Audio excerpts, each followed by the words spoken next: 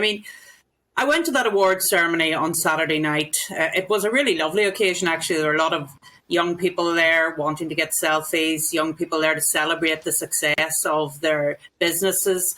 And it was a really great night. And this young lady came up, nothing out of the ordinary around that, and asked me, could she get a selfie? I said, yes, of course. She then proceeded to stand beside me, and you've seen what happened. I mean, the horrible thing, I think, for those of us who have suffered as a result of the IRA, and thankfully my father survived the murder attempt on his life in 1979, something I remember very well because I was there at the time. I was 8 years of age in our home when my father came in with blood coming from his head. But as I say, he survived, and we're always very thankful that he did. But then, as you relate, Mark, when I was going to school age 16, or age 17, I was blown up in a school bus simply because our bus driver was a part-time member of the security forces. So this lady comes up to me, shouts ooh, up the rah, as if it's some culturally cool thing to do. It's not. And the worry for me is that, first of all, it's so disappointing that a young person should think that that's acceptable in society. But secondly, it has become normalised because Republican leaders here in Northern Ireland said over the summer that there was no alternative to killing people during the Troubles, that they had to do it.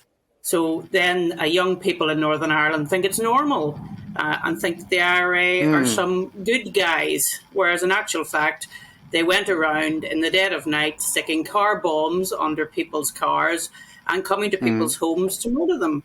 And reality is, this young woman, and indeed others who have been guilty of singing ooh, ah, up the rah, should visit some of the victims' families. Some people, I mean, I used to have a young girl who worked for me who was only 11 months when her father was gunned down on his farm.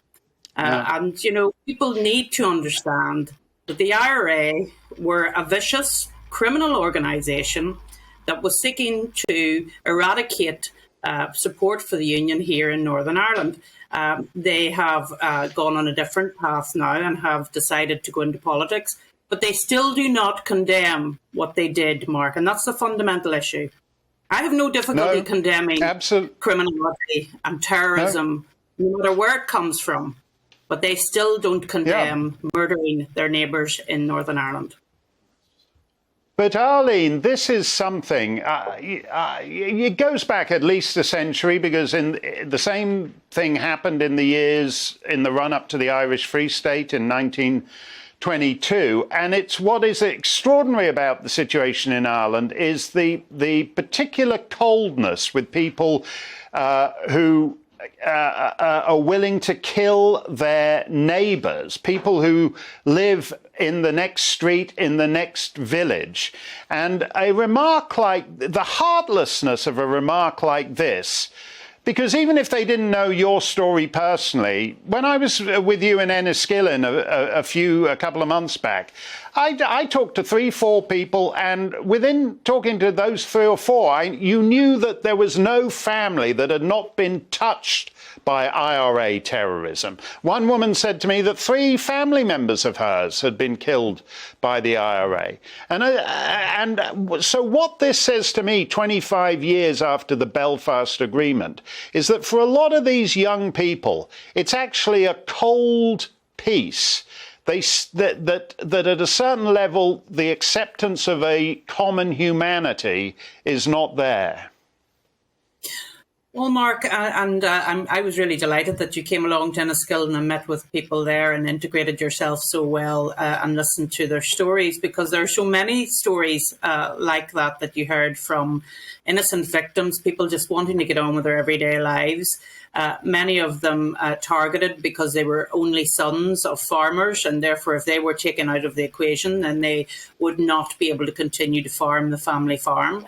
And so it was a very brutal campaign, And what is so disappointing is that this is a young lady who was at a business awards ceremony.